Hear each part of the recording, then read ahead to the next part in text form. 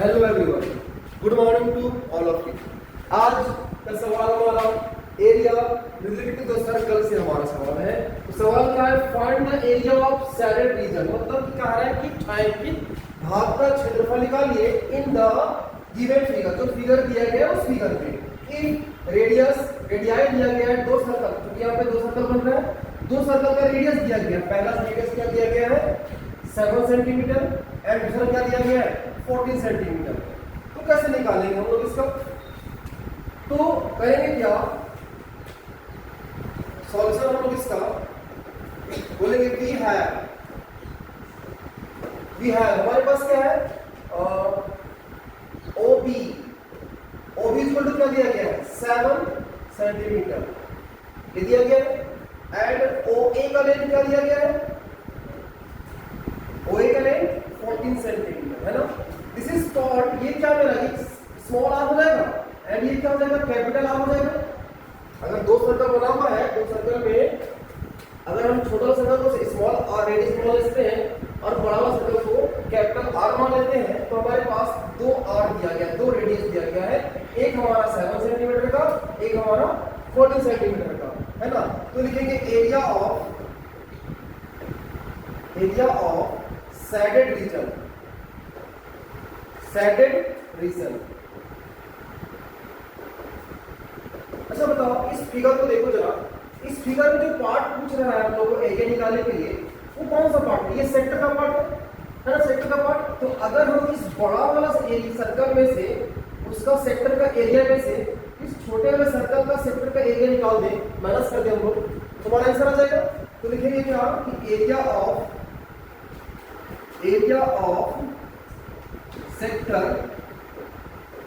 कौन सा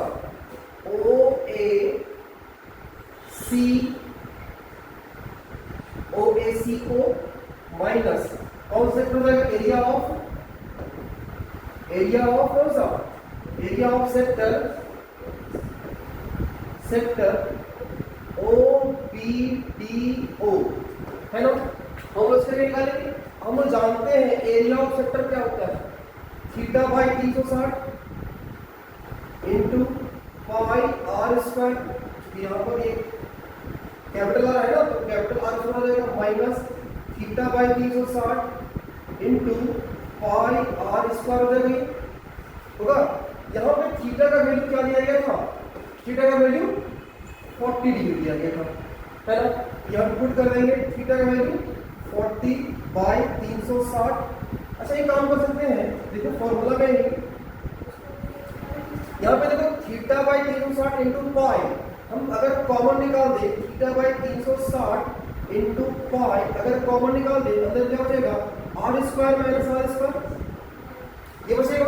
अब बताओ थीटा का वैल्यू कितना है दिया हुआ है 40 और ये 360 हो जाएगा इंटू पाई का वैल्यू 22/7 इंटू, अगर हम इसका आर का बारे में बात करें तो ये आर होता है कितना 14 का स्क्वायर दिया गया माइनस 7 का स्क्वायर।